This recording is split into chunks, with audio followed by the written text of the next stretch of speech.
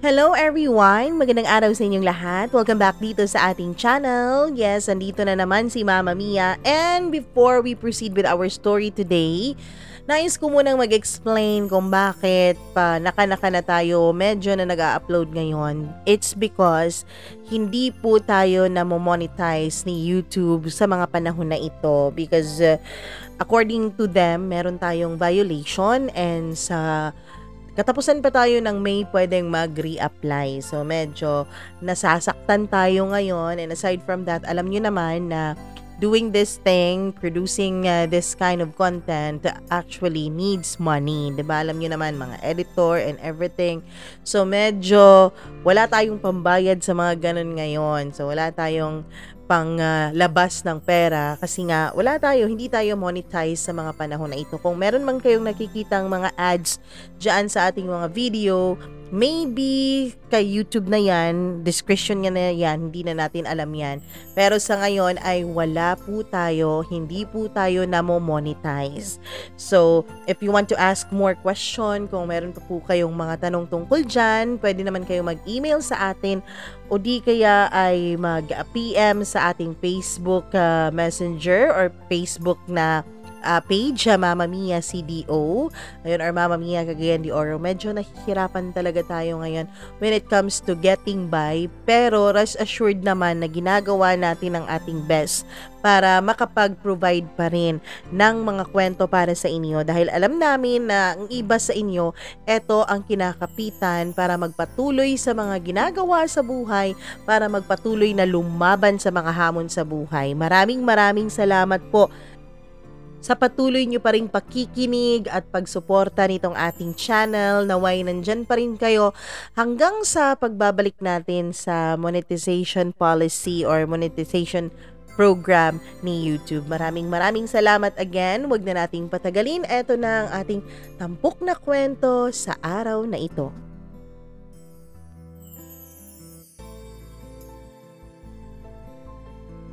Bawat pangarap ay may kaakibay na sakripisyo para ito ay matupad. Bawat gusto mo ay may kaakibat na pagkilos para ito ay iyong makamtan. Dear Mama Mia, itago niyo na lamang ako sa pangalang Martin and let me bring you back memory lane.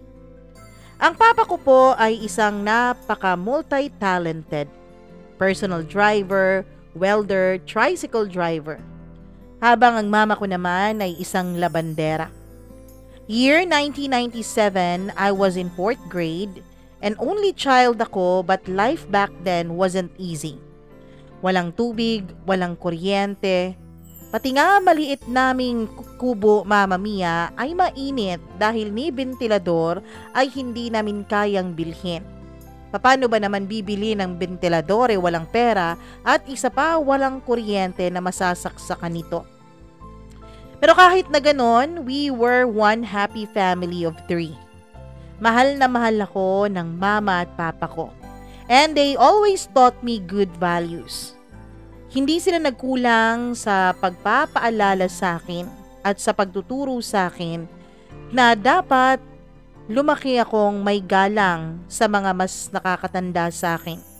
Lumaki akong may respeto sa lahat ng taong aking nakakasalamuha.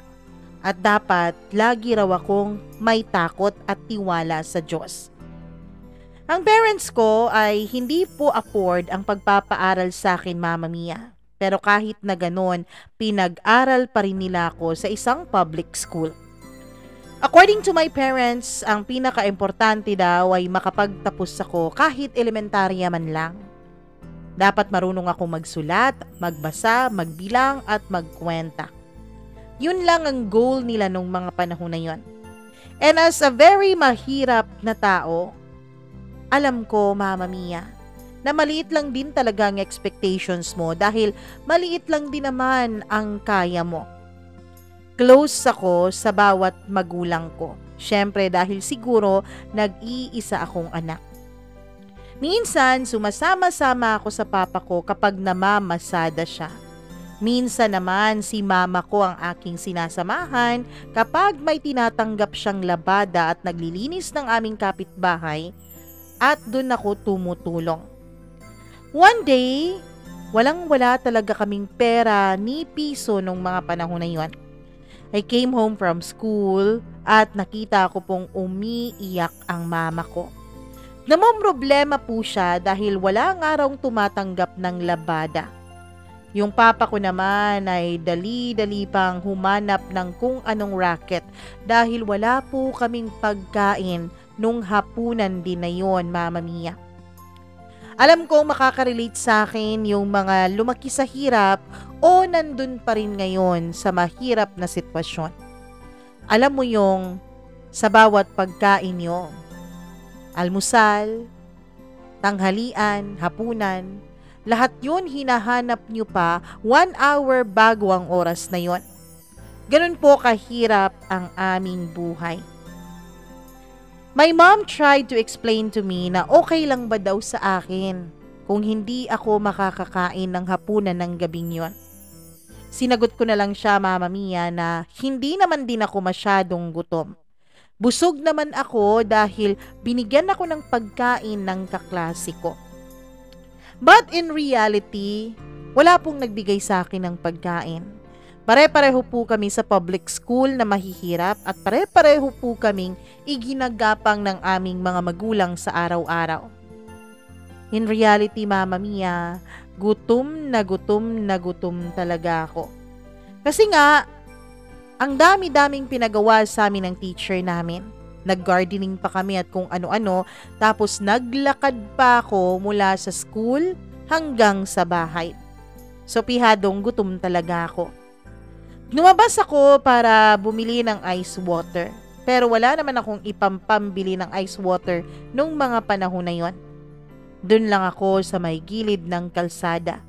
May isang waiting shed po doon, Mama Mia, and meron pong isang bomba ng tubig sa may gilid nito. Doon po ako uminom ng tubig. Umupo ako sa waiting shed at umiiyak. Tandang-tanda ko talaga ang araw na to. Iyak ako ng iyak dahil gutom na ako. Umiiyak din ako dahil naaawa ako sa mga magulang ko.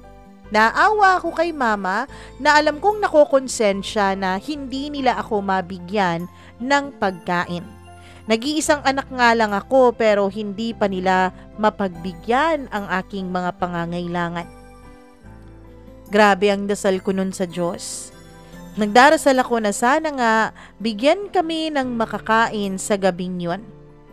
But nothing was more painful than seeing my mother cry out of food. Ganun talaga eh. Ewan ko kung naranasan nyo nang makita ang mga magulang nyong umiiyak dahil wala nang maipakain sa inyo. Napakait naman talaga ng buhay. Napakahirap. Bakit hindi na lang pantay-pantay ang mga tao? Bakit may kailangan pang dumanas sa mga hirap na pinagdadaanan namin? At bakit sa lahat ng tao sa mundo, bakit kailangan kami pa ang dumanas sa ganon? Ang dami-dami kong tanong, Mama Mia. Pero never ko pong sinisi ang mga magulang ko kung ano man ang sitwasyon namin. Dahil nakita ko at alam ko that they were doing all their best just to provide for me. In fact, Mama Mia, proud na proud po ako sa kanila. Kasi despite being poor, napakamasisipag nila. Hardworking talaga sila and all for one reason, para sa akin. Ako lang ang rason kung bakit sila nagpapakahirap, kung bakit nila ninanais na umahon sa hirap at kung bakit sila nagtatrabaho sa araw-araw. Mama Mia, as I was crying and praying, may isang batang babaeng dumating. May dala po siyang 2 munchkins ng isang sikat na donut store. Umupo siya sa tabi ko. Napaka-talkative niya. Ako nung mga panahon na yon ay umiiyak at syempre dahil nga nahihiya ako ay palihim kong pinapahid ang mga luha ko. Pero Mama Mia, hindi mo pa rin talaga maipagkakailang umiiyak ako noong mga panahon na yon. Syempre, mararamdaman at maririnig mo pa rin, di ba? Ang pagtangis ko nung mga panahon na yon. Pero siya, napaka-talkative. Nakita na nga niyang umiiyak pa rin ako, ay tanong pa rin siya ng tanong ng kung ano-ano sa akin. Ang unang tanong niya ay kung bakit daw ako umiiyak. Hindi ako sumagot nung una, pero tinitigan niya ako. At ang mga titig na yon kailanman ay hinding-hindi ko malilimutan. Isang titig na para bang may pakikisimpatya sa kung ano man ang pinagdadaanan ko, kahit nung mga panahon na yon ay wala pa siyang kaalam-alam kung ano nga ba ito. Nakikita ko sa kanyang mga mata na handa siyang makinig. Kaya sa pangalawang pagkakataon na tinanong niya ako kung bakit ako umiiyak, ay sinabi ko sa kanya ang buong katotohanan.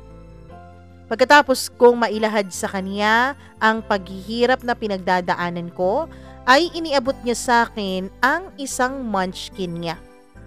Tapos sinabihan niya ako, Mama Mia, na meron pa raw maraming munchkins at ibang pagkain sa bahay nila kasi birthday raw ng ate niya. Ang dami-dami daw niyang munchkins doon. Kaya ayon, umalis na lang siya dahil hindi rin ako sumagot. Pero kinuha ko naman yung inaabot niya sa aking pagkain dahil gutom na gutom ako. Wala pang 5 minutes ay bumalik yung batang babae na yun. May dala-dala siyang napakaraming munchkins and 8 ounce na Coke, Mama Mia. Binigay niya sa akin lahat. Nahiya ako pero alam kong hindi ako mabubusog kapag inuna ko ang aking hiya. Tinanggap ko ang pagkaing iniabot niya sa akin dahil gutom na talaga ako. At Mama Mia, pakiramdam ko nung mga panahon na yun na ang pinakamasarap na pagkain sa mundo. Ang sarap-sarap ng kain ko. Pagkatapos, sinabihan niya ako na madali lang naman daw gumawa ng munchkins. Oo nga't yung munchkins na yon ay galing sa isang sikat na donut store, pero madali lang daw gumawa ng ganon.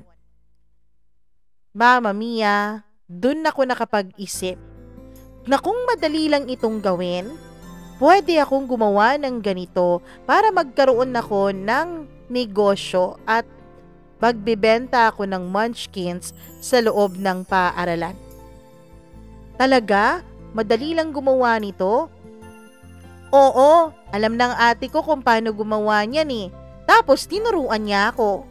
Kaya lang, meron kasing maraming bisita, kaya umorder na lang kami, bumili na lang kami dun sa may donut store. Turuan mo nga ako, gusto kong matuto. Since that day, Mama Mia, ay naging magkaibigan kami nung babaeng yon. Umuwi ako sa bahay, dala-dala ang ibang mga munchkins na binigay sa akin ng bata. Dala ko rin yung Coke na hindi ko naubos. Binigay ko kay Mama ang munchkins, pati na rin yung tira kong Coke, Mama Mia. A few days later ay hindi talaga mawala-wala sa isip ko ang batang babae na yon, pati na rin yung munchkins, Mama Mia. Inisip ko, isa kaya siyang anghel na pinadala ng Diyos? Yon ang inisip ko nung una. Pero hindi ko na siya nakita hanggang sa lumipas ang mga araw. Akala ko nga ay passerby lang itong batang babaeng ito. Akala ko hindi ko na talaga siya matatagpuan pa. Kaya lang kung kailan hindi ko na iniisip na makikita ko pa siya, ay siya namang paghaharap naming muli. Nagkita kami ulit nung batang babae na yon. Her name was Christine or Tin for short. Tinanong ko siya, Mama Mia, if tutulungan niya ba akong bumili ng mga ingredients at tutulungan niya akong gumawa nung munchkins na sinasabi niyang madali lang gawin. She didn't hesitate. Agad-agad niya akong tinulungan para bumili ng mga ingredients sa tindahan. Meron po akong 50 pesos noon galing sa inipon ko na mula sa mga inaabot-abot sa akin ng kapitbahay sa tuwing nag-iigib ako ng tubig para sa kanila. Mula kasi nung nasabihan ako ni Christine nung nagkita kami sa may waiting shed tungkol sa munchkins na yon, ay inisip ko ng mag-ipon, Mama Mia, para naman kung sakaling magkita kami ulit ay may pangnegosyo na ako. Doon kami gumawa ng munchkins sa waiting shed kung saan kami unang nagkakilala. At ang mga munchkins na yon ay dinala ko sa school at ibinenta ko sa mga kaklase ko. Saktong-sakto lang din ang kita ko mula doon, Mama Mia. Ang kita ko na inuunti-unti kong isave para sa aking graduation sa elementary. Mama Mia, masayang-masaya ako nung mga panahon na yon. Kasi at least, hindi na ako hihingi pa sa mga magulang ko kung sakali mang makumpleto ko nga ang kakailanganin kong pera. That was my goal, to graduate elementary, and gusto ko na meron kaming lechon baboy. Kasi never pa po akong nakakakain nung mga panahon na yon ng lechon baboy sa tanang buhay ko. Yung negosyo ko, Mama Mia, ay umabot din naman ng 3 years hanggang sa graduate na nga ako. Sa awa ng Diyos, grade 5 ako nung na-transfer ako sa section 1 kasi first honor ako sa aming section nung mga panahon na yon. Sa awa ng Diyos, Mama Mia, sa akin pong pagsasakripisyo, sa akin pong paghihirap at sa akin pong pagsusumikap ay graduate ako ng elementary and I was the class valedictorian. I was awarded full scholarship sa isang private school. How great is our God! Hindi talaga natutulog ang Diyos kasi alam niya kung sino yung mga nagpapakahirap, alam niya kung sino yung mga taong gustong-gustong umahon sa kahirapan. Hindi na magiging problema ng mga magulang ko ang pera para sa high school ko. Kasi nga ang goal lang naman nila nung mga panahon na yun at ang goal ko lang ay makapagtapos ng elementary. Masayang-masaya ang mga magulang ko at kitang-kita ko sa mga mata nila how proud they were of me. At totoo nga, Mama Mia, dahil sa 3 taong pag-iipon ko ng aking kita mula sa aking maliit na negosyo, ay nagkaroon ako ng maliit na lechon during my graduation. Oo, Mama Mia, maliit lang yun dahil hindi naman po ako nakapag-lechon ng buong baboy. Yun bang di kilo na lechon lang na nabibili sa palengke? Pero masayang-masaya na ako nung mga panahon na yun. From my 50 peso na capital ay nagkalechon ako sa aking graduation. Doon nakita ng mga magulang ko ang potensyal ko, Mama Mia. So, ginawa nila ang lahat para masuportahan ako sa aking pag-aaral. My studies became the priority of my small family. I promised my parents na hindi muna ako papasok sa pag-girlfriend-girlfriend habang nag-aaral pa ako ng high school. My parents and our situation were my greatest motivations and inspiration that time, Mama Mia. Ginawa kong inspirasyon ang kahirapan namin. Ginawa kong inspirasyon ang kagustuhan kong makatulong sa mga magulang ko para sa wakas ay maiahon na namin ang aming mga sarili sa sobrang kahirapan. Alam ko hindi magiging madali, kaya hinanda ko na ang sarili ko. Nung high school na ako, Mama Mia, ay napasok po ako sa model section o sa cream of the crop section. Pinagpatuloy ko pa rin yung negosyo kong munchkins kahit na nasa high school na ako. But the atmosphere there was so different compared to my old public elementary school. Iba kasi yun kasi pribadong eskwelahan na. Ang dami-daming bata na mga sosyal, mga RK ba, kumbaga rich kids. May mga bully din, Mama Mia. Pero everyone was very competitive and bright kids talaga. Hindi katulad dun sa elementary ako na walang nambubuli sa akin dahil pare-pareho lang naman kami na mahihirap. May mga nakakaangat-angat ng konti, yun ang mga suki ko sa munchkins noon, pero lahat sila dahil matagal na kaming magkakilala ay magkakaibigan. Dito sa high school ay pabonggahan ng bawat isa. But I had perseverance, Mama Mia. I know kahit na wala akong kayamanan, kahit na wala akong mayamang mga magulang na susuporta sa akin, ay meron naman akong determinasyon para abutin ang aking mga pangarap. I was more than excited to compete with these kids academically. I put my heart, my mind, and my soul sa aking pag-aaral. But my friendship with Tin never stopped. Yes, Mama Mia, simula nung naging magkaibigan kami ni Tin, simula nung inabutan niya ako ng munchkins, simula nung tinuruan niya ako kung paano gumawa nito at tinulungan pa niya ako, ay tuloy-tuloy pa rin ang pagkakaibigan naming dalawa.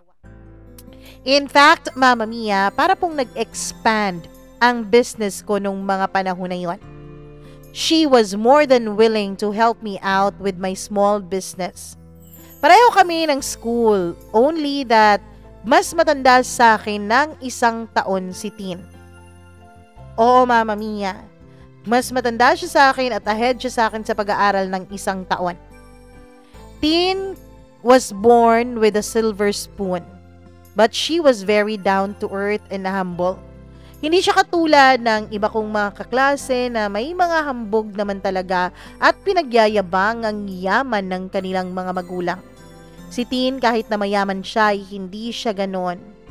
I never had any problem socializing with her despite sa kaniyang estado sa kaniyang buhay. We got along really, really well. Nagbebenta din siya ng munchkins sa klase nila, Mama Mia, para sa akin. Tulong niya raw yon and she didn't even ask anything in return. My goal this time was for my college funds. Alam ko kasi na mas mahirap at mas magastos na kapag nasa college ka na. Araw-araw, Mama Mia, sinisave ko po o iniipon ko po ang kita ko. Binabalik ko lang ang aking puhunan para pagdating ng panahon ay may pang-tuition ako during sa aking kolehiyo. My first school acquaintance party, everyone was so fuzzy about it. Ang gaganda at ang gagara ng mga isinuot nilang mga damit. Talagang pinaghandaan nila ito ng maayos. Samantalang ako nung mga panahon na yon, Mama Mia, ay naka-uniforme pa rin kasi hindi ko naman afford na bumili ng mga magagarang damit o kahit na bagong outfit man lang. Mama Mia, doon ginanap sa school quadrangle namin ang party na yon. Everyone was very, very excited. Samantalang ako ay nakaupo lamang sa isang upuan at nilapitan ako ni Tin. My God, she was very, very beautiful. That was the first time na talagang na-notice ko kung gaano kaganda si Tin. How beautiful she was, and that time my heart started to beat fast. Inimbitan niya ako na sumayaw raw kami pero nahiya ako. Dahil sa lahat ng estudyanteng nandoon, ako lang ang bukod tanging naka-uniforme pa. Pero hindi tumanggap si Tin ng no for an answer, Mama Mia.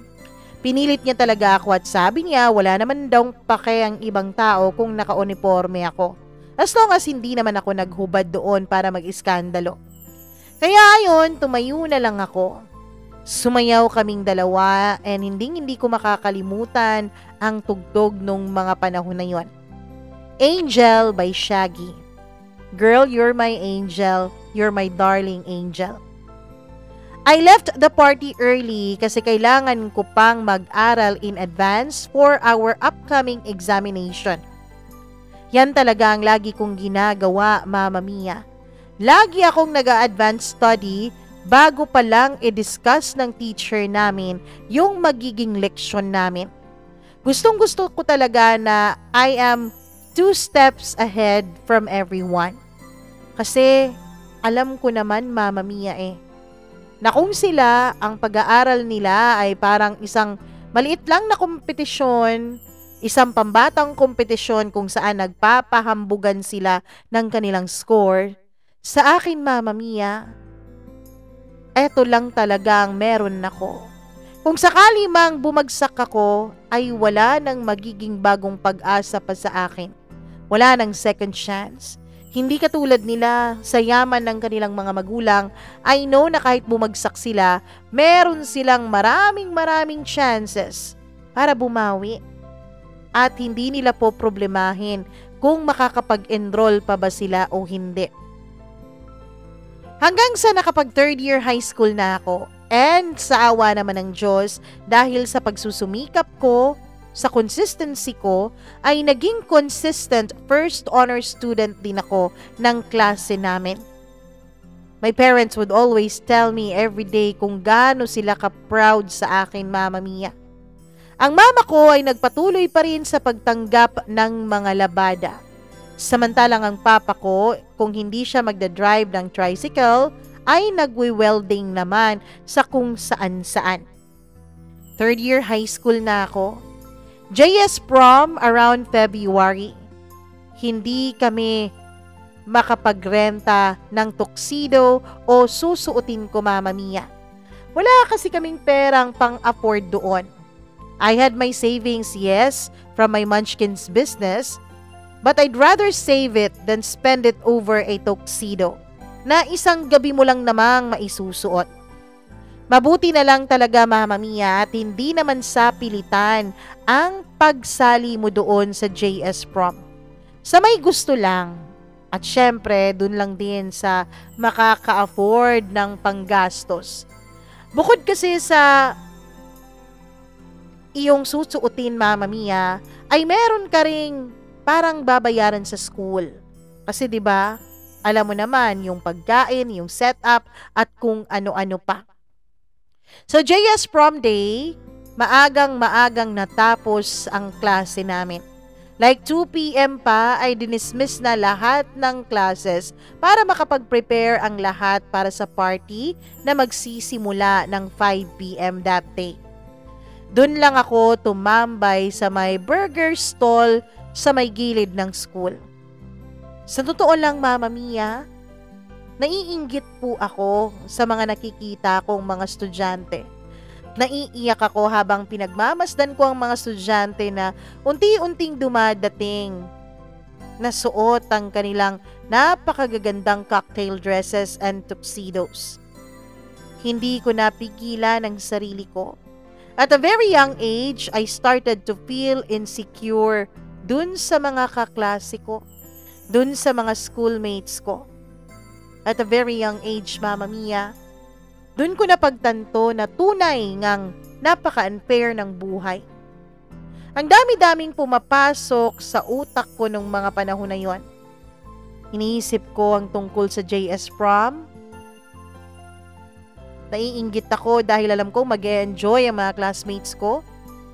Pero para naman medyo mabawasan ang inggit ko, ay inisip ko rin, would it be helpful or would it matter in the future? Nakakatulong ba ang JS prom na to sa pag-aaral ko? Makakababa ba sa grades ko kung hindi ako sumali dito? Hindi naman. Kaya walang mawawala sa'yo, Martin, sabi ng utak ko. But the fun and the fact na hindi ko talaga ma-experience ang JS prom, and kapag dumating ang panahon na nag-uusap-usap ang mga tao tungkol sa napaka-enchanting and magical na gabing yun, I had nothing to share about. Mama Mia, pumila na sila. One line for the boys and one line for the girls, and they would be pair up. Hanggang sa nag-umpisa na nga ang party. Doon lang ako sa labas ng gate nakatayo habang nakatingin ako sa mga tao. The students were dancing, some were eating, some were drinking juices in a glass. Nakatayo lang ako sa may gate na hindi pa naghahapunan dahil hindi pa po ako umuuwi ng bahay. Umiyak ako because I felt like ako lang talaga ang hindi nakapasok dun sa party na yon. Umiiyak ako knowing na ako lang ang hindi kasali.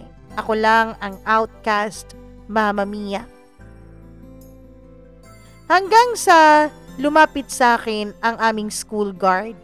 He was around 40s and tinanong niya ako kung bakit hindi raw ako sumali sa kasiyahan sa loob. Kung bakit wala ako, alam niya nung mga panahon na yon na third year na ako, Mama Mia. Sinabi ko sa kanya na hindi kaya ng budget ng parents ko ang gastusin para sa gabing yon. And hindi rin naman ako mahilig sa ganon. Alam kong hindi siya naniwala na hindi ako mahilig sa ganon, Mama Mia. Dahil diba kung talagang hindi ako mahilig, dapat wala na ako doon sa labas ng gate. Dapat umuwi na ako sa bahay namin. Dinala niya ako sa may guardhouse. Doon kami nag-usap dalawa. Sinabi niya sa akin ang tungkol sa kanyang 4 na mga anak, Mama Mia. Mababait daw ang mga anak niya at mga mapagpatawa. Sinabihan niya ako na kung ako raw ay isa sa kanyang mga anak, magiging sobrang proud daw siya sa akin. Hanggang sa umabot ang usapan namin sa usaping love life. Sinabi ko sa kanya na meron akong gustong babae, pero hindi pwede. Kasi dapat pag-aaral muna. School always comes first. Yun ang dapat. And unexpectedly, from a distant, Mama Mia, habang nag-uusap kami, ay akin pong namataan ang babaeng aking napupusuan, si Christine. She was wearing a baby pink dress and she looks really beautiful and amazing. Itinuro ko si Christine and I told the guard na yun ang babaeng pangarap ko. Yun ang dream girl ko. Mama Mia, to my surprise, ay naglakad yung aming school guard at nilapitan niya si Christine at pinalapit sa akin. Sa sobrang kahihiyan ko ay hindi ko alam ang gagawin ko nung mga panahon na yon, kaya nagtago na lamang ako dun sa guardhouse. Nahiya talaga ako, sobrang pagkapahiya. Gulat na gulat si Christine nung nakita niya ako doon. Sabi niya, every party na lang daw talaga ay naka-uniforme ako. She knows about my situation and she understands na hindi ko talaga afford yung mga ganong klaseng pabongga na event. Doon kami nag-usap. She told me that she's graduating in 1 month and last party na raw niya yon as a high school girl. At dahil gentleman ako, Mama Mia, ewan ko kung anong pumasok sa utak ko nung mga panahon na yon. Kahit nasa guardhouse lang kami, I asked her if I could be her last dance sa high school. And luckily, she gladly say yes. Nahiya ako but for some reason ay may extreme confidence din na parang nag-possess sa akin nung mga panahon na yon. She was my first high school dance, acquaintance party first year, and I was her last high school dance, JS prom. And for me, it was very memorable. Matagal ko nang gusto si Tin but I couldn't break my promise to my parents na hindi muna ako makikipag-girlfriend at pupasok sa mga relasyon. Ang gusto ko ay makatapos muna ako ng aking pag-aaral. Sumayaw kaming dalawa ni Christine sa may gilid ng gate dun sa may guardhouse mismo ni Manong. She told me it was the most romantic moment of her life.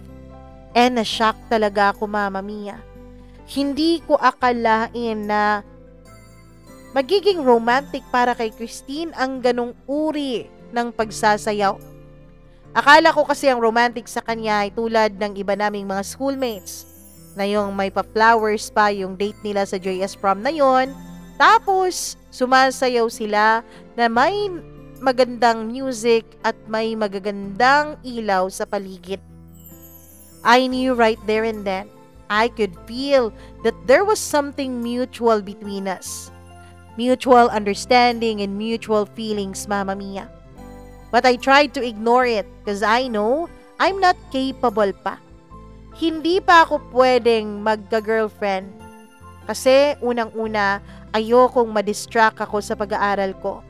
Tapos pangalawa, nakakahiya namang makipag-girlfriend wala pa nga akong panggastos sa sarili ko. Out of nowhere, biglang nagsalita si Christine. Sabi niya, Mama Mia, she admires me for being brave, smart, and hardworking. And those are the qualities na gustong-gusto niya raw sa isang lalaki. I was flattered.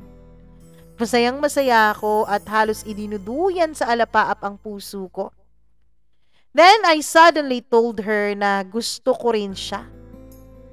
Ewan ko, Mama Mia, kung bakit ko sinabi yon. Bigla na lang itong lumabas sa bibig ko na para bang ang bibig ko ay may sariling utak. Siguro nga dahil lagi talaga kaming magkasama ni Christine. We were like best friends but never romantic. Hindi ko kailanman pinaramdam sa kanya noon na may nararamdaman akong more than friends pa sa kanya. That was our first romantic moment together. Niyakap niya ako, Mama Mia, and yumakap din naman ako pabalik sa kanya. Naaamoy ko ang napakabango niyang buhok. And sinabihan ko siya, binulungan ko siya mula sa pagkakayakap namin that she looks extremely beautiful tonight. And the next thing I know, ay naghalikan na kaming dalawa. Habang siya ay nakapatong ang dalawa niyang mga braso sa aking leeg. That was the night, Mama Mia, na nakumpirma kong hindi lang simpleng pagkagusto ang nararamdaman ko kay Tin. I was in love with her. Mama Mia, sinabi ko sa sarili ko na if destiny talaga kami ni Christine, if kami man talaga ang magkakatuluyan, ay magiging kami din. Hindi man sa ngayon, but in the future. Hindi na kami nag-usap tungkol dun sa gabing yon matapos ang lahat ng nangyari. Parang nagkaroon lang kaming dalawa ng mutual understanding. Walang pag-uusap kung maghihintayan ba, kung ano ba ang susunod na step. Hindi kami, pero parang kami. Graduate siya ng high school. She invited me sa bahay nila dahil may handaan raw. She introduced me to her mom and cool na cool lang talaga ang mama niya. Mabait at ang yaman-yaman naman talaga nila, Mama Mia. First time kong makapasok sa bahay nila kahit ang tagal-tagal na naming magkaibigan dalawa. In-interview ako ng mama niya and that's the time I learned na ang mama ko pala ay naglalaba para sa kanila. Napaka-small world naman talaga.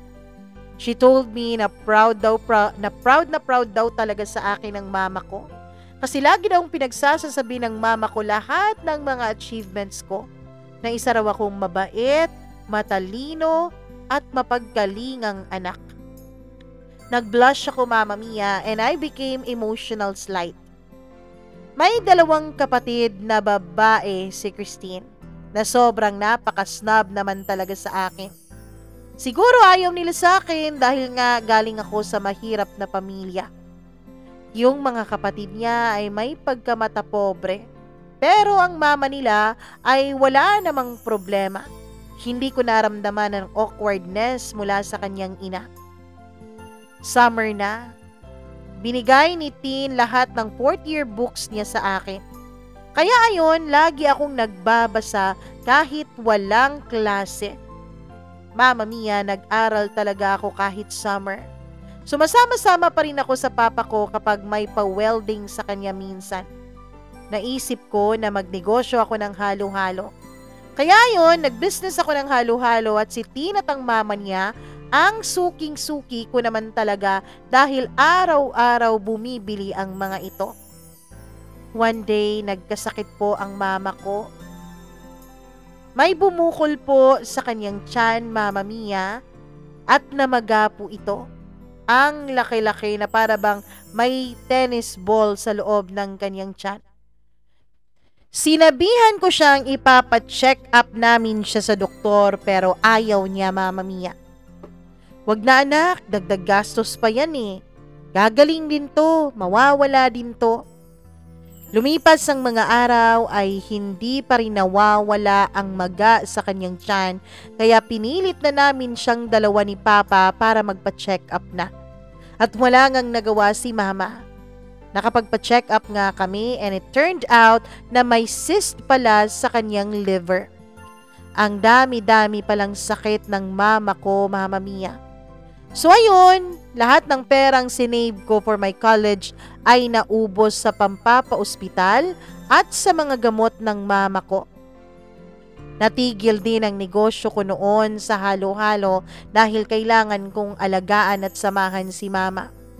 Awang-awa ako sa mama ko, Mama Mia. That time, nasabi ko sa sarili ko, Lord, kahit hindi na ako makapag-aral pa ng college, basta magamot lang at maging okay lang ulit ang mama ko, walang problema. Walang kapera-pera ang papa ko. Saktong-sakto lang kasi ang kita niya para makakain kami sa isang araw. So napakahirap naman din talaga ng buhay. But praise the Lord God, Mama Mia, dahil dininig niya ang panalangin ko. Naging okay ulit ang mama ko.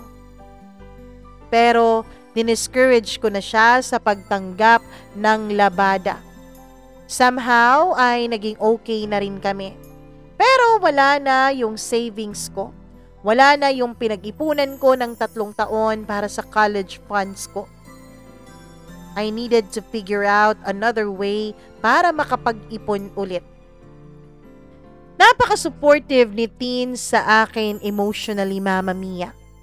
And she was a great motivator. Aalis na siya. Pupunta siya sa ibang city for her college. At magkakalayo na kaming dalawa ni Tin. Mamimiss ko siya. Alam ko yon. But before she left, she told me to do well sa pag-aaral ko. Kasi pagkatapos kong graduate, ay sasagutin niya raw ako agad and mag-aantay daw siya sa akin. Na-surprise talaga ako sa kanyang mga sinabi. Wala naman sa usapan na manliligaw ako sa kanya, pero yun na pala ang nasa isip niya. She left me speechless. Gustong-gusto ko sana siyang ligawan, Mama Mia, pero talagang pinigilan ko lang ang sarili ko. Todo-todo ang pagpipigil ko para hindi ma-distract ang pag-aaral ko. Para walang kahati sa oras ang aking mga priorities. And I was so lucky to have met Tin kasi napaka-understanding niya. As in, extremely understanding talaga. 4th year high school na ako. I was never more focused on my studies. Every Saturday ay pinapatawag ako ng mama ni Tin kasi magwe-webcam chat kami sa Yahoo Messenger ni Tin.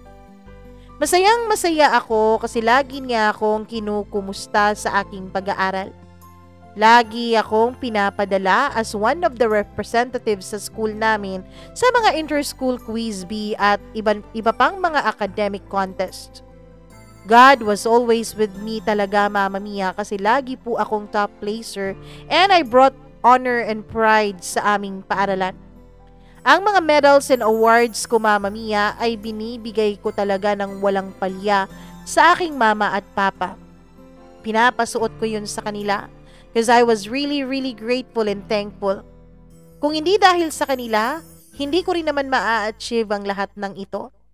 Our situation helped me grow wiser, sensitive, smarter, and a driven person. 3 months or so bago ang graduation namin, ay may orientation na dumating para sa mga college courses. I've always dreamt of becoming a civil engineer. Yun talaga ang ultimate dream ko, Mama Mia. And I know that that was also my father's dream. So I wanted to fulfill that dream for him. Another blessing that day, in-approach ako ng isang university director, Mama Mia. Kasama niya noon ang aking class advisor. And they told me that narinig niya raw ang tungkol sa mga academic skills and achievements ko.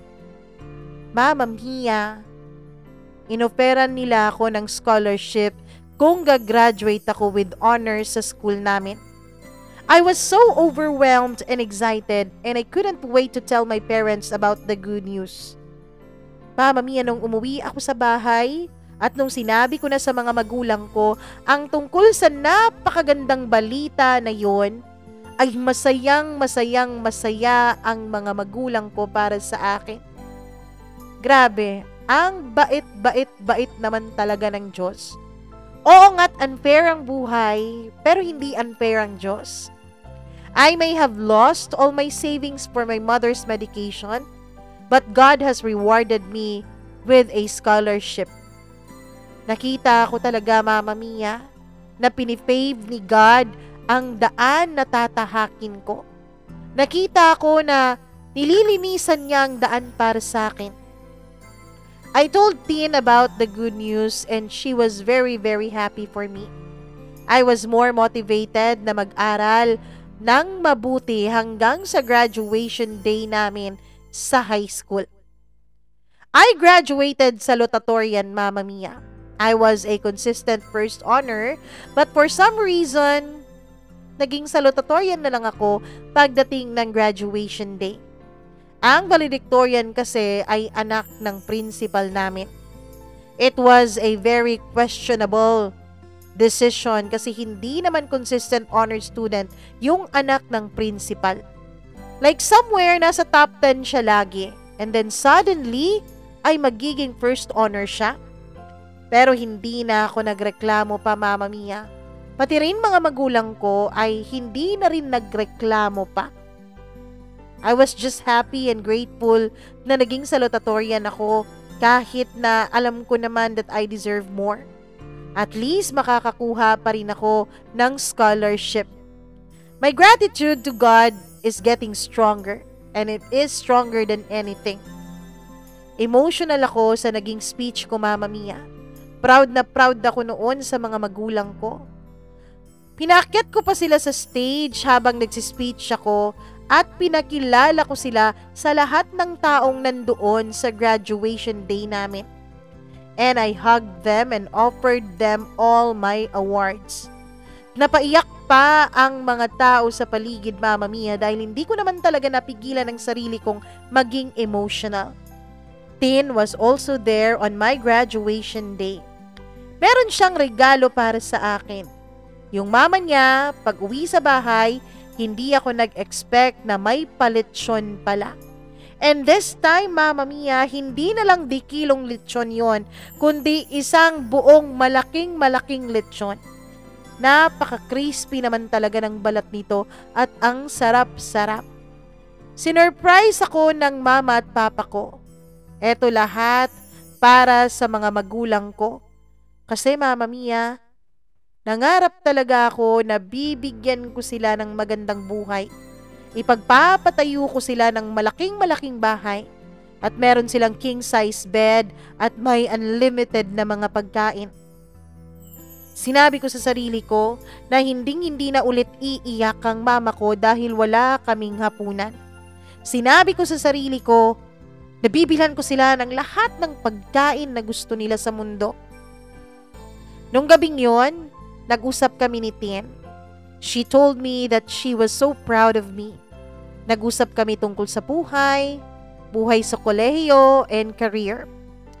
Out of nowhere, Mama Mia, ay biglang sinabi ni Tin sa akin na mas lalo raw akong pumopogi. Medyo napahiya ako at alam kong nag-blush ako ng very light that time. Moreno po ako, 5'10" ang aking height, lean ang aking pangangatawan, at may katangusan ng aking ilong. Nagmana kasi ako sa papa ko. Gwapo po ang papa ko at gwapa rin naman o maganda rin naman ang mama ko. Mama Mia, that time ay nanligaw ako kay Tin. At gaya ng kanyang pangako ay agad din naman niya akong sinagot. Masarap pala sa feeling na may girlfriend ka. Magaan pala sa pakiramdam na may isang tao na kahit hindi mo kaano-ano, hindi mo kadugo, ay laging masaya para sa iyo at minamahal ka. First time ko pa po yung nagkaroon ng girlfriend. Nung high school ako, ang mga batchmates ko po ay nagbibilang na sa kanilang mga daliri ng kanilang mga naging karelasyon. Pero ako, first love ko po talaga si Tin. Summer na at nagtinda na naman ako ulit ng halo-halo at munchkins. Kasama si Tin this time. Napaka-sweet ng girlfriend ko. Very supportive and very understanding. Minsan, Mama Mia, siya lang ang nagmamanage ng aming halo-halo business kasi sumasama ako sa papa ko kapag may pinapa-welding para may pang-extra income din ako. Birthday na ni Tin. Gusto ko siyang bilhan ng something to make her feel special on that day. Doon ako sa mall at naghahanap ako ng stuffed toy na maganda, pero napakamahal naman talaga pala ng mga stuffed toy, lalong-lalo na yung mga malalaki. Hindi po afford ng budget ko, Mama Mia. I was frustrated kasi napakamahal pala ng mga ganung bagay.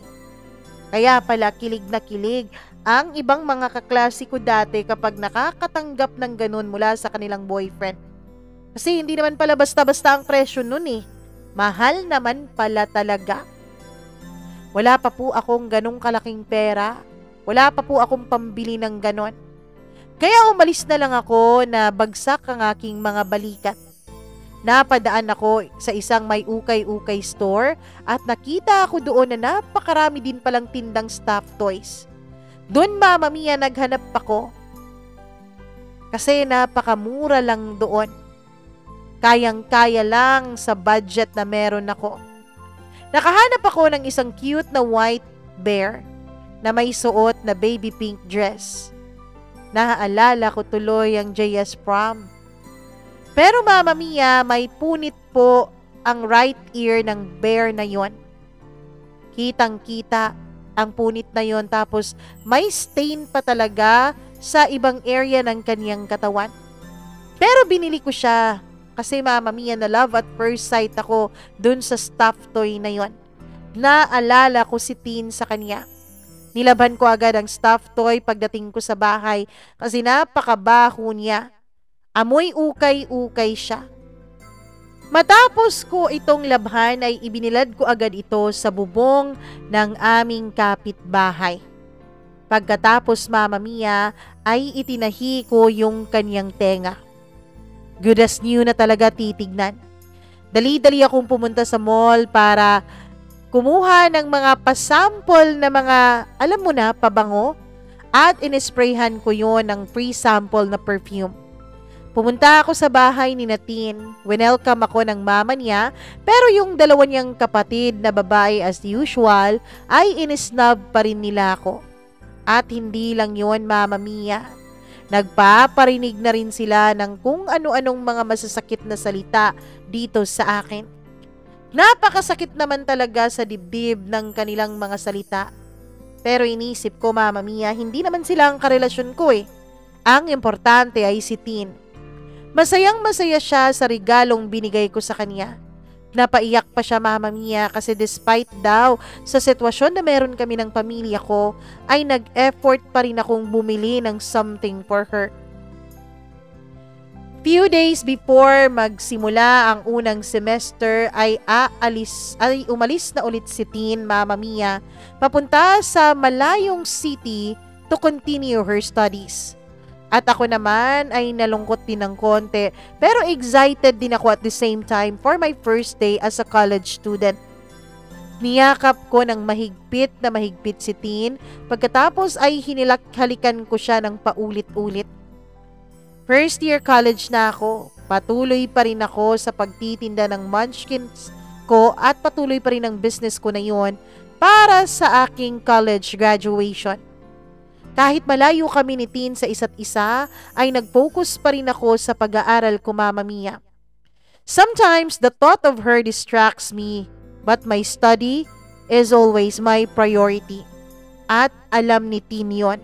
And I know na supportive siya sa akin kasi gustong-gusto din niya na magtagumpay ako sa mga pangarap ko. Grabe, dun ko na naramdaman ang totoong pressure ng buhay as a college student.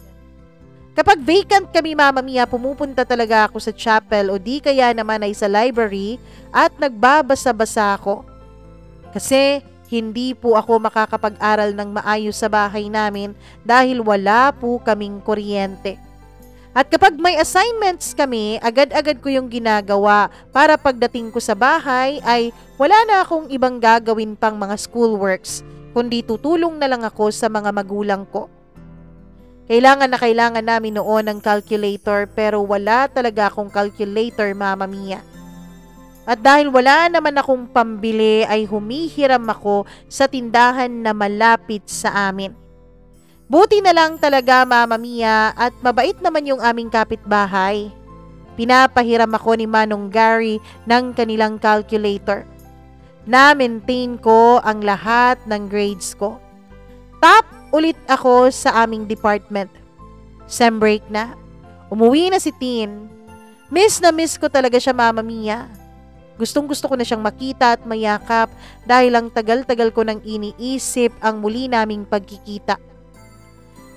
Kapag umaga, nagtitinda ako ng mga gulay. Kapag hapon ay magkasama kami ni Tin. Kapag gabi, Mama Mia, alam ko pong bawal, pero runner po ako ng pataya sa loto. Nagsimula ako na mag-multitask dahil mahal po ang mga aklat namin sa kolehiyo. Mahal ang mga libro ng engineering student. One day, nakipag-usap si Tin sa akin. Malungkot na malungkot ang kanyang mga mata. She told me, Mama Mia, na magmamigrate na raw sila sa Canada in a few months together with her entire family. Kasi pinipetition na raw sila ng kanilang daddy. Hindi ko maintindihan noon ang nararamdaman ko. Nalungkot ako ng sobra. Tin was one of my support systems and source of strengths. Umiyak siya at umiyak din naman ako. Napakahirap, Mama Mia, na magkalayo kami sa isa't isa, lalo pat napakahirap naman talaga ng means of communication namin. Pero mas magiging mahirap kapag nasa Canada na sila kasi mawawalan na talaga kami ng means of communication. Hindi ko afford ang magka-cellphone. Hindi ko afford ang magka-computer. Ni wala nga kaming kuryente sa bahay, computer pa kaya? Hindi ko alam, Mama Mia, kung paano pa namin ipagpapatuloy ni Tin ang aming relasyon. But I took it well. Tinanggap ko dahil wala naman akong magagawa. Plus, alam ko naman lahat ng yun ay para sa ikabubuti ng buhay ni Tin. Gusto ko, Mama Mia, na mapabuti ang buhay niya. Magpapatuloy siya sa kanyang pag-aaral doon kasama ang kanyang buong pamilya. Months went by really fast. At aalis na nga si Tin papuntang Canada. The first few days, I was okay. Pero habang tumatagal, ay nalungkot ako ng nalungkot, Mama Mia. Pero alam kong hindi ako pwedeng magpadala sa emosyon ko. Nagpatuloy ako at pinilit na i-divert ang focus ko pabalik sa eskwela ko. Minsan, hindi ko talaga napipigilang umiiyak lalo na tuwing gabi. Kinakausap ako ni na Mama at Papa. Sabi nila may purpose daw ang lahat. Magiging okay din daw kami pagdating ng panahon.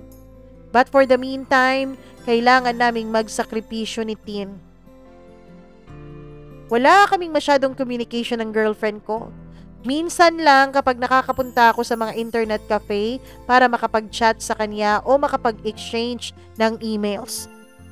Third year college na ako, consistent honor student pa rin.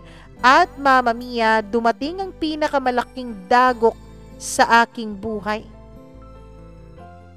Galing ako ng school, nabalitaan ko na si Papa pala ay nadisgrasya sa kanyang pagwe-welding at nabali po ang kanyang spine. At dahil doon ay hindi na makalakad ang Papa ko. Nandun na lang ang Papa ko sa bahay namin na para bang na-paralyze siya. Doon, Mama Mia, parang hindi ko na yata kinakaya. Nawawalan na ako ng lakas. Hindi ko po kinakayang tignan ng Papa ko na ganun na ang kanyang sitwasyon. Hindi na siya makakain ng maayos, hindi na makakatayo.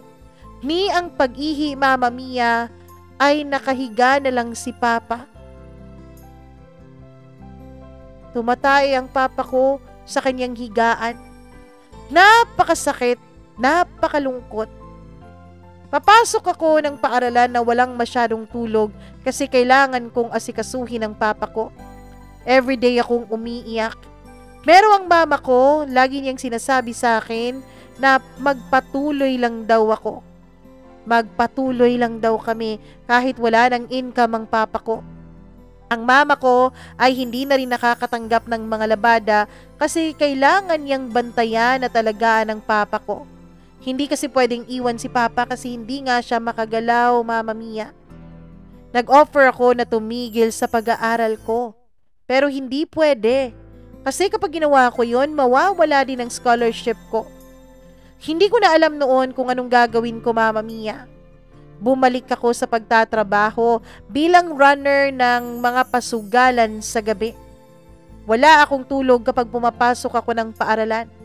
Kapag break time ay umuuwi ako sa bahay namin para makapagpahinga sandali at tatabihan ko ang papa ko. Makikipag-usap ako sa kanya. Minsan nga, Mama Mia, magbabasa-basa ako ng aklat at binabasa ko yun ng malakas sa harap ng papa ko. Minsan, natitigilan ako sa pagbabasa dahil tinitignan ko si Papa. At hindi ko nga mapigilan na wag umiyak dahil awang-awa talaga ako sa sitwasyon niya. Bukod sa hindi na siya makagalaw, ay talagang payat na ang Papa ko. Mama Mia, kung pwede palang ibigay ko ang lakas ko kay Papa ay matagal ko nang ginawa. Bumaba po ang grades ko. Hindi na ako top sa aming department. Gustong-gusto ko na talagang mag-give up nung mga panahon na yun. Pero, inisip ko, Mama Mia, wala din namang mangyayari kapag mag-give up ako. At baka, isa lang to sa mga pagsubok sa akin. Baka pagsubok lang to at makakayanan din namin to ng aming pamilya. Si Teen, Mama Mia, hinayaan ko na siya. Hindi na ako nakikipag-chat sa kanya.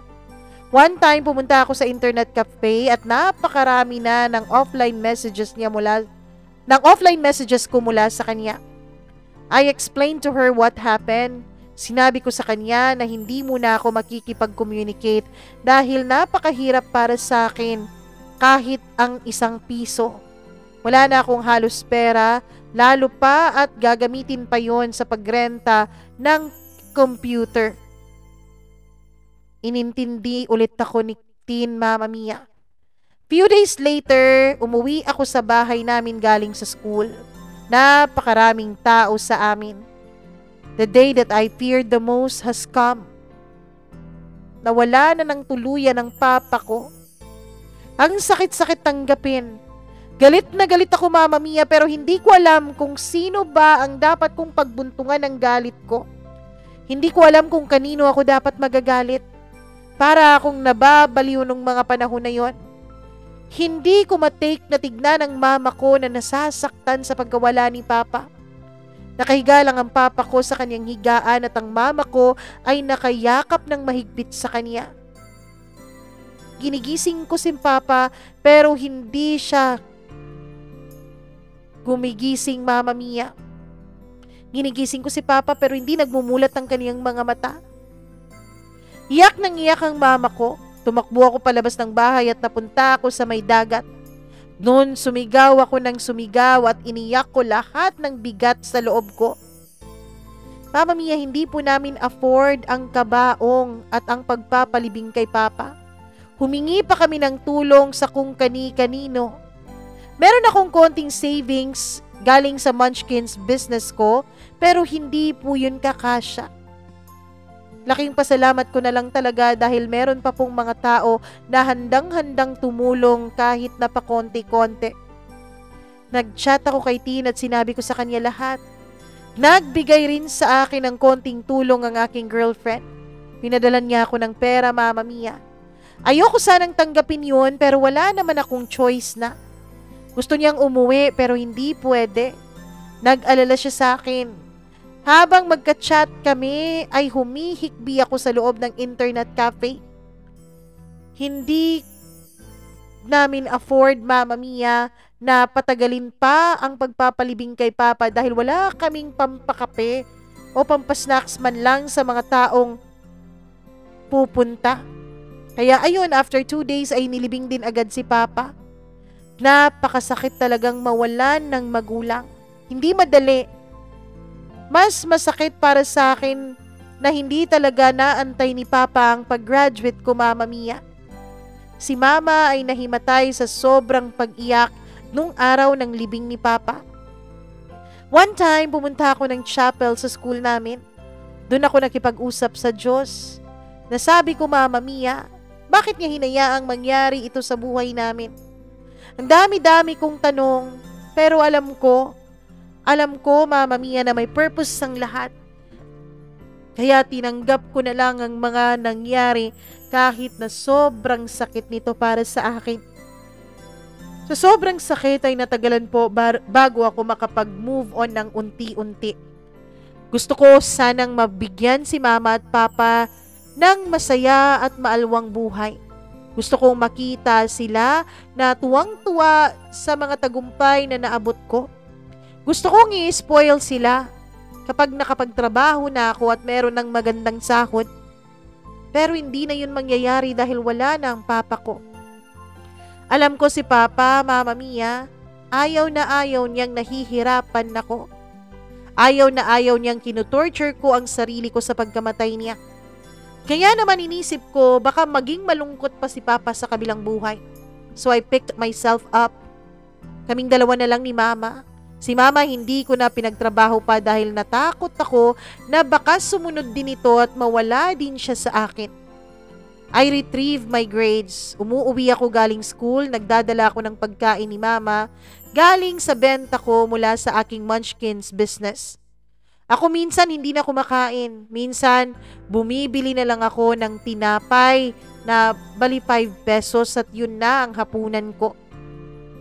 5th year. Sa awa ng Diyos, Mama Mia, ay nakagraduate din ako. Talagang yun ang pinangako ko doon sa kabaong ni Papa. Nag-graduate akong cum laude para sa kanya lahat ng yon. Graduate na ako ng cum laude. Emotional ako masyado sa araw ng graduation ko. Isa lang talaga ang wish ko, Mama Mia. Good health para sa mama ko. Yun lang talaga ang wish ko nung mga panahon na yon. Ang dami-daming nakipag-congratulate sa akin. Pero isa lang ang hinanap ko. Pero hinding-hindi na makakapag-congratulate pa sa akin ulit ang Papa ko. After ng graduation ceremony ay kumain kami ni Mama sa bake shop. Bumili ako ng ice cream. Sinabi ko kay Mama na yun na lang muna ang graduation treat ko sa kanya. Hinawakan ni Mama ang kamay ko na nanginginig. Tapos yung bibig niya ay nanginginig din at umiiyak siya. Ako naman ay naiiyak na rin pero pinigilan ko ang sarili ko. Ayokong umiyak dahil hindi ko gustong makita ni Mama na mahina ako.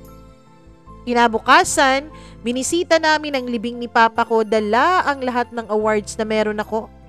Doon ako umiiyak ng husto.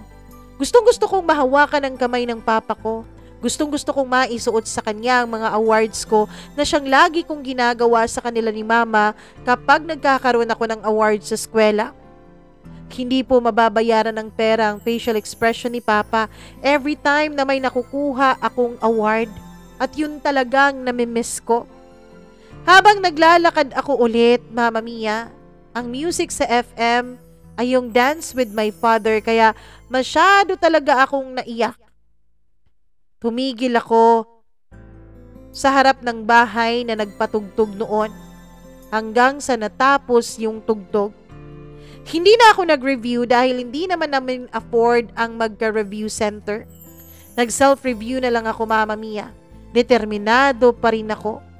Nanghihiram ako ng mga libro at akin po tong pinapa-photocopy ang mga notes ng mga classmates ko na nagre-review. Sila naman din, Mama Mia, ay tinutulungan din ako ng mga kaklase ko. Yung mga kaklase kong nagre-review ay pinupuntahan pa talaga nila ako sa bahay kapag meron po silang mga bagong notes. At pinapa-photocopy ko po yun na parang nag-review na rin ako. Pumupunta ako sa public library para mag-review. Nirefresh ko lahat ng natutunan ko sa school. Habang nagsiself-review ako, Mama Mia, ay nagtrabaho din ako bilang construction worker. Nagtututor din ako ng mga bata sa mathematics. Sa awa ng Diyos, lahat po ng paghirap ko ay nasuklian naman lahat-lahat. Nag-take ako ng board exam. Kabang-kaba ako nun, Mama Mia, pero may tiwala ako sa Diyos. At sa awa ng Diyos, take 1 lang po ay pumasa ako. Masayang masaya si mama at proud na proud siya sa akin. At dito na nga nag-umpisang gumaan ang buhay namin. Napakadali ko pong nakapasok ng trabaho. Nakapagtrabaho ako sa DPWH hanggang sa nakapag-ipon ako. Nakabili ako ng lupa through Pag-ibig. Nagpabahay na rin ako para sa mama at papa ko. Si mama na lang ang inispoiled ko ng bonggang-bongga. And how I wish na sana na i-share ko lahat ng ito kay papa. May job offer po ako abroad. Napakalaki ng sahod. I took the opportunity, Mama Mia. Inadapt ko ang pinsan ko na nakitaan ko rin ng potensyal. Siya ang ginawa ko pong kasama ni Mama sa bahay. Lumipad ako papuntang abroad. At Mama Mia, kung dati ay mahirap ang buhay namin, ngayon ay magaan na po talaga. Nakapag-ipon na ako ng sobra-sobra pa sa inisip ko dati. Bumili ako ng 2 lupa dito sa Pinas at nag-business ako nung bumalik na ako dito. Pinalakihan ko pa ang bahay namin ni Mama. Si Mama, pinag-travel ko na po abroad. Lagi na lang po kaming nagbabakasyon ng mama ko. Nakakaiyak na minsan namimiss ko talaga ang papa ko. Sana nai-experience niya rin lahat ng pinapa-experience ko ngayon sa mama ko. 2 years ago nga pala, Mama Mia, ay kinasal na ako sa aking dream girl. At meron na po kaming anak ngayon na lalaki. Hindi ko na po ipaparanas sa anak ko ang lahat ng mga naranasan ko dati. Ngayon, masasabi kong magaan na ang buhay. Busy ang asawa ko sa aming maliit na negosyo. Habang ako ay nagpa-part-time instructor sa engineering department sa isang university para may extra income din ako para sa tuition fee ng adopted ko na pinsan ko, Mama Mia. Ang totoo niyan, hanggang ngayon, gumagawa pa rin ako ng munchkins at binibenta ko yun sa mga estudyante ko. More importantly, kaya po ako nag-share nitong aking sulat dito because I want to inspire and motivate young people. Mahal ko ang pamilya ko, ang mama ko, ang papa ko, ang asawa ko, ang anak ko at ang pinsan kong inadapt ko. Ngayon, Mama Mia, meron na rin po kaming sarili naming mga tauhan sa bahay at labandera. Ang advice ko po sa mga kabataan na nakikinig ngayon, follow your dreams. Napaka-importante na meron tayong goal sa buhay. Meron tayong pangarap. Never ever give up on your dreams. Kahit gaano pa kahirap ang sitwasyon, wag na wag kang susuko. Wag mong isusuko ang lahat. Kasi, ang lahat ng yan, lahat ng paghihirap ay magkakaroon rin ng kabayaran. Lahat ng yan ay pagsubok lamang para mas lalo kang patatagin, para maging handa ka sa mga blessings na darating sa iyong buhay. And always remember, kahit napakadilim na ng sitwasyon mo, lagi pong may pag-asa. Education is the key to success. And always be humble, love and respect your parents. Always keep your feet on the ground and most importantly, wag na wag kang makakalimot sa may kapal. Maraming salamat po, Mama Mia, sa pagbabasa mo nitong aking sulat. Hanggang dito na lamang po. Lubos na gumagalang, Martin.